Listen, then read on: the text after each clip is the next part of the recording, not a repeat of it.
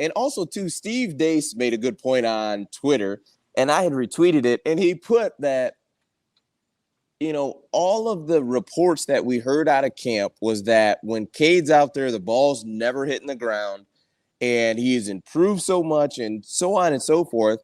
And Dependent Fanatic put, 9 out of 18. Like, that's 50%.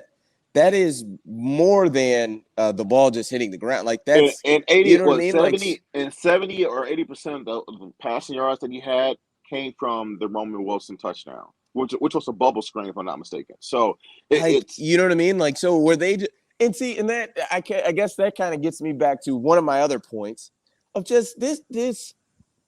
The coaches knew who they wanted to go with. absolutely. So, like, my thing, just go with him. And maybe it doesn't matter. know. Maybe I'm just making too much of it where it's like, dude, it doesn't really matter. Okay, it was Colorado State, whatever. It's one start. JJ didn't start. He still got some snaps from basically today, let's say. Now moving forward, it's going to be JJ, moving on. So maybe it doesn't matter and I'm just making too much of it. But if that was the case, like, just why even have the competition? You know what I mean? And I don't know. Maybe it's much ado about nothing, and I'm just What making Steve too much said, of it. But I saw a retweet by Steve, and Steve Dace. He was replying to someone, basically kind of bringing up the fact about why even go through all this, and he mentioned some of the lines of why have a competition if it's clear one quarterback is more dynamic than the other, and he said, well, one quarterback missed the spring, and it's very true, like. We all we at the time we said it, Dad. So we do recordings every Wednesday, guys, at 5 o'clock. And we've been doing that going this whole time. We never stopped. We said it like, well, how this will impact the starting quarterback competition because Kate has to sit. Like they always talk about, well, he's still at practice, he's still involved and stuff like that. Well, he's not throwing the football. He's not getting repetitions, right? So that slowed his chances of winning the starting job. Who knows? Maybe if Cade never sits and he plays throughout the spring, maybe he just wins the job outright. So, who knows? do Maybe you that do you plays. think Go there's ahead. a world where that happens, where Sure. had JJ not missed the spring, he would have gotten named starting quarterback coming out of a spring ball? You think there's a world where that happens, or do you think this is inevitable? Like having this decision after week 2 is inevitable? That's a Because tough question. part of me thinks even if JJ was there in the spring ball, wasn't injured, I honestly, part of me thinks that because I just feel like Harbaugh just wants to drag his feet. I think part of it is I think there is a personal connection with Cade, and not I that think he there isn't respects with Cade. JJ. Yeah. I think he respects Cade. I think, ideally speaking, Cade is the type of quarterback that Harbaugh really likes. You Mm-hmm. know, game manager, protective football. Like, we're going to run the football. We're going to assert our dominance at the line of scrimmage.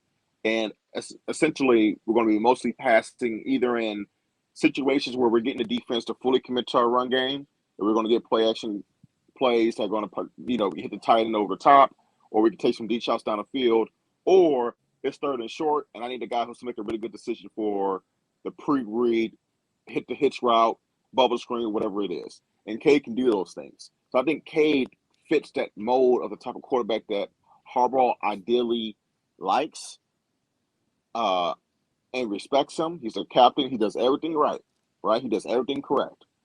So I think he has a high degree of respect and admiration for that kid and wanted to give him a legitimate opportunity.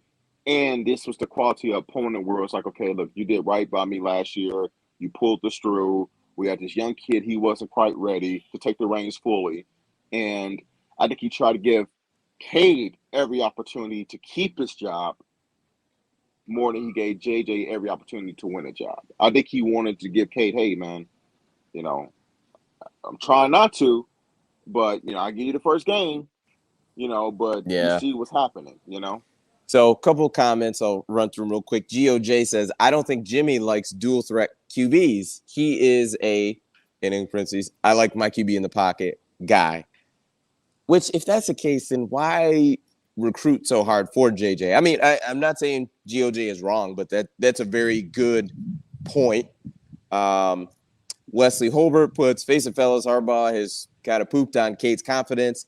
Cade's out there trying to be perfect, and he's in a no-win situation to be the starter. Harbaugh wants JJ, period. And last one I wanted to get to, Adrian Roberson puts, Des, honestly, I wish Harbaugh would just come out and say that this competition is over. JJ will be QB1 moving forward. We all agree with you, Adrian. We all agree with you. I mean, I think especially where, look, we all have high expectations for this team. We believe that they can, win this conference and get back to the college football playoff. So let's put all the drama behind us. Both guys played today. One guy, when it's supposed to be supposedly his day, was not particularly sharp. It wasn't great, yeah. So it's unfortunate for him, but I think the writing's on the wall with their opponent being Hawaii next week, that I think there's a chance, man, that we may see some play calls next week that we haven't seen at all. And see, I guess that's the tough part for me. You know what I mean? For you to say that, that's tough for me. I feel like they're about to get loose there. I want to make it clear. Like we had a plant your flag day, and my flag was Team JJ. Like that was where I planted my flag. But I also want it to be a fair. If it's going to be a competition, like I want it to be a fair one. And if it's not going to be a competition, then just make the call. You know what I mean? Like I guess that's where I'm at ultimately. If you're going to make this a competition, make it a competition. Like Dre, I would be willing to bet you $100 JJ is absolutely going to have more than 18 throws next week. I would be willing to bet you $100. Now I'm not going to, but I feel that confident in it. You know what I mean? Like, so it's just like, for that to be the case, like I just that's tough for me. You know what I mean? Like I just if it's going to be a competition, then let's make it a competition. But next week, and I actually agree with what you're saying. I think next week we're going to see some deep shots. We're going to see some stuff dialed up. Some different kind of, shots. But my thing is where was that today? You know what I mean? Like that's those play calls versus Iowa we saw. Oh yeah, like flea flickers and reverse pass. Yes, I feel like we're about to see some sweet crap next week. Like I really do. We're gonna be like, where is this? Where is this? Like I really do. And it's unfortunate that I know me and you're gonna be texting like, what is going? Like what? Where was this last week? Yeah. Like, and it's gonna be unfortunate, and we're gonna talk about it. But no, I'm excited, man.